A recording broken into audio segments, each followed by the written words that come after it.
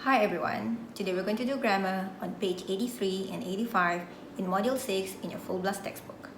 Passive voice 1. We use the passive voice to emphasize the action rather than who or what is responsible for it. Kita guna passive voice untuk menekankan aksi dan bukan siapa atau yang bertanggung jawab atas aksi itu. The passive voice is formed with the verb be in the appropriate form and the past participle of the verb of the sentence. Passive voice dibentuk dengan penggunaan verb be yang sesuai dan past participle verb dalam ayat itu. The person who causes or carries out the action is called an agent and is preceded by the preposition by. Orang yang menyebabkan atau buat aksi itu dipanggil agent dan didahului dengan preposition by. We usually omit the agent. Kita tidak payah sebut agent jika when the action interests us more than the agent. Jika aksi lebih penting dari agent. When we don't know the agent. Jika kita tidak tahu siapa agent itu. When it is easy to figure out who the agent is. Jika kita boleh agak siapa itu agent. For example, the bank was robbed by someone who we do not know. Bank itu dirompak. Tidak payah cakap dirompak oleh siapa kerana kita tidak tahu siapa yang merompak. English is spoken in Australia by people. Bahasa Inggeris digunakan di Australia. Tidak payah cakap oleh siapa kerana kita tahu memang oleh orang. Let's look at the example here. Anna bought a bag. Anna beli sebuah bag. Ini adalah ayat aktif. The subject here is Anna, the verb is bought, and the object is a bag. A bag was bought by Anna. Sebuah bag dibeli oleh Anna. Dan inilah ayat pasif. Kalau dalam ayat aktif, bag ialah objek. Dalam ayat pasif, bag jadi subjek. Was ialah past tense kepada verb be yang singular. Bought di sini ialah past participle kepada verb buy. Tapi dalam ayat aktif, Anna bought a bag.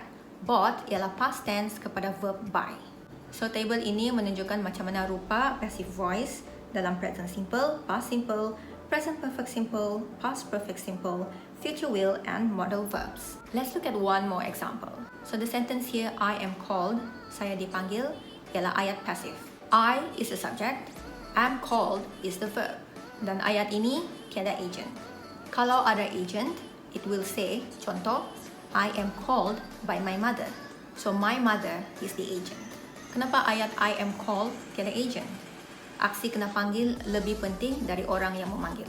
Atau kita tidak tahu siapa agent itu, kita tidak tahu siapa yang memanggil. Dan ketiga, kita boleh agak siapa memanggil, memang orang, bukan hantu, bukan alien.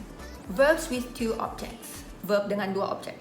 Some verbs give, offer, send, etc. usually take two objects in the active voice, the direct thing and the indirect person. Beberapa verb seperti tadi menggunakan dua objek dalam ayat aktif. The direct thing dan the indirect orang. For example, they offered Tracy some flowers. Mereka menawarkan Tracy bunga. So they is the subject. Offered ialah verb. Tracy orang ialah the indirect object. Dan flower benda ialah object.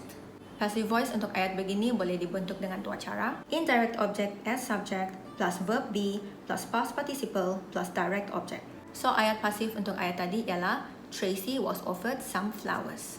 Tracy tadi ialah indirect object, tapi sekarang dia jadi subject. Was is the verb be, offered is the past participle, and flowers masih object. Cara kedua ialah direct object as subject plus verb be plus past participle plus to plus indirect object. So cara kedua ialah some flowers were offered to Tracy. So flowers tadi iaitu objek akan jadi subjek di sini. Were ialah the verb be, offered is the past participle plus to, dan indirect object masih Tracy. Passive voice 2. We form the continuous tenses in the passive voice with the appropriate form of the verb be plus being plus the past participle of the main verb. Kita guna cara ini untuk membentuk continuous tense dalam passive voice. So for example, I am being called. Saya dipanggil. I is the subject, am is the verb be, plus being, plus the past participle verb called. Now let's look at the exercise on page 83. Rewrite the sentences using the passive voice. So di sini kamu kena tukar ayat aktif menjadi passive voice. For example, number 1. Graham gave Fred some CDs. So ayat pasif dia ialah some CDs were given to Fred by Graham. Now let's go through all the other questions. 2. Passengers must wear their seatbelts at all times. Semua penumpang mesti pakai seatbelt setiap masa. 3. Somebody took my mobile out of my bag. Ada orang ambil handphone saya dari bag. 4. They've built 2 new art galleries since 2005. Mereka telah membina 2 art gallery sejak 2005. 5. They sell helmets and knee pads at this shop. Mereka jual helmet dan knee pad di kedai ini. 6. They will deliver my new sofa by next Friday. Mereka akan hantar sofa saya hari Jumat depan. Now let's look at the exercise on page 85. Complete the sentences using the passive voice.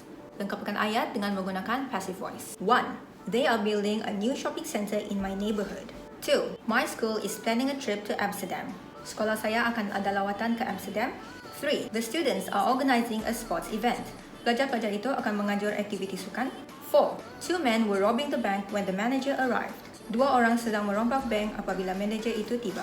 5. My brother was teaching me a skateboarding trick and Steve called me.